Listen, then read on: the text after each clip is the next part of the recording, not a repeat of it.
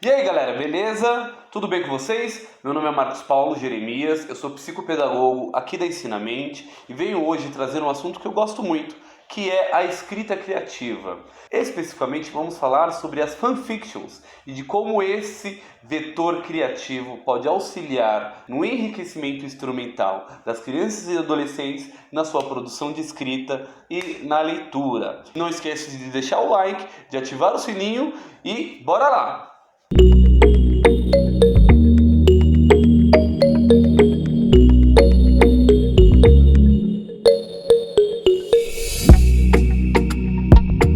Jovem, adolescente, criança, idoso, pessoa que adora assistir um filme, ler um livro, viaja nos universos ficcionais criados por esses autores maravilhosos, mergulha de cabeça no universo do Harry Potter, deseja ser um bruxo, um herói da Marvel, uma rainha, um rei, um lutador, um vilão, um pirata.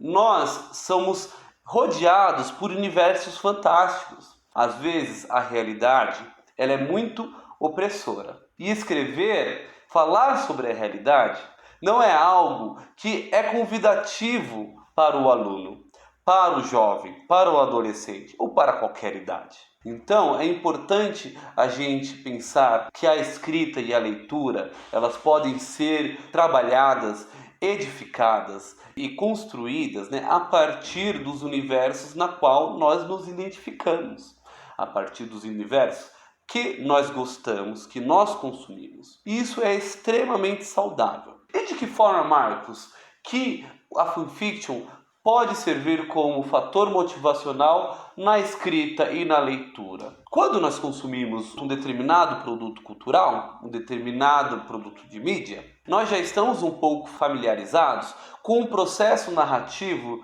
desse produto.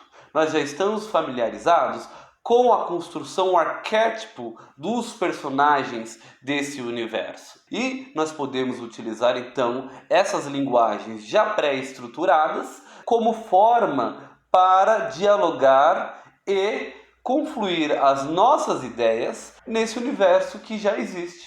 Uma excelente porta de entrada para que o professor ele tenha essa sacada de convidar o seu aluno para o maravilhoso mundo da escrita criativa. Outra coisa muito importante é que quando nós consumimos um determinado programa, filme, série, desenho, anime, livro, nós podemos muitas vezes concordar ou discordar daquilo que está acontecendo naquele universo. Isso também é um fator importante impulsionador,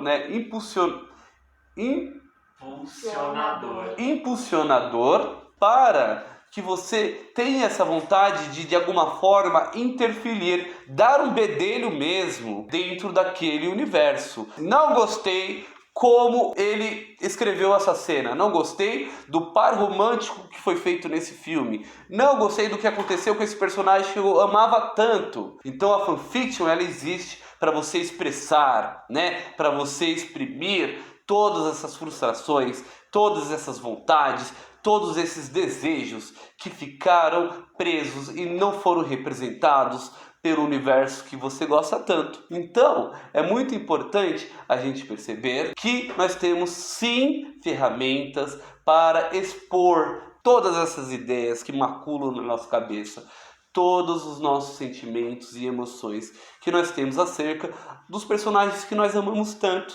Então utilize sempre a fanfiction para realizar esse tipo de externalização. Não, externalização não ficou legal. Utilize a fanfiction para botar para fora tudo aquilo que você quer. Mas afinal, o que é uma fanfiction? Uma fanfiction, nada mais nada menos, é uma produção feita por fãs relacionada a algum produto cultural, seja ele um livro, um desenho, um filme, um programa, uma novela. Nós, como os fãs, consumimos essa produção cultural e temos a necessidade de se interrelacionar com ela. A partir daí, nós produzimos uma fanfiction. A fanfiction ela abrange muitos gêneros literários. Então eu posso fazer uma poesia, um texto curto, uma crônica, um conto, né, uma análise, uma crítica. Eu posso também fazer uma fanart, né, fazer uma arte relacionada ao universo que eu cultuo, e tudo isso faz parte do espectro linguístico que a fanfiction proporciona para todos nós.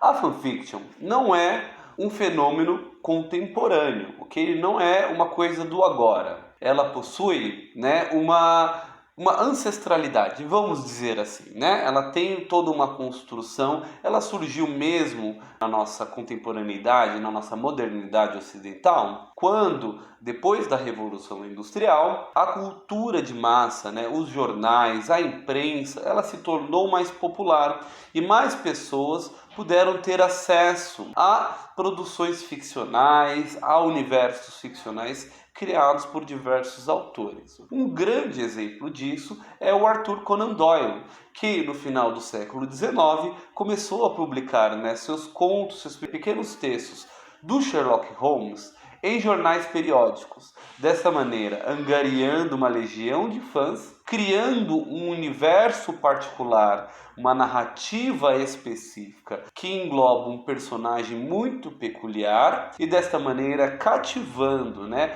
a imaginação das pessoas em relação a esse universo. Conforme as pessoas foram consumindo, né, o conteúdo desse autor, elas foram criando então essa necessidade de se relacionar de alguma forma com esse conteúdo. E começou-se aí, né, a criação dos primeiros fandoms. Mas Marcos, o que é um fandom? Um fandom é um grupo de pessoas que se reúnem através de um interesse em comum. Eles criam uma comunidade, dialogam entre si sobre o produto cultural na qual eles possuem interesse e dessa maneira criam, né, narrativas autorais específicas baseadas no universo daqueles que eles gostam. Então, a partir daí, a partir do final do século XIX, com a criação de universos, de sagas, né, de personagens icônicos, foi criado toda essa relação sentimental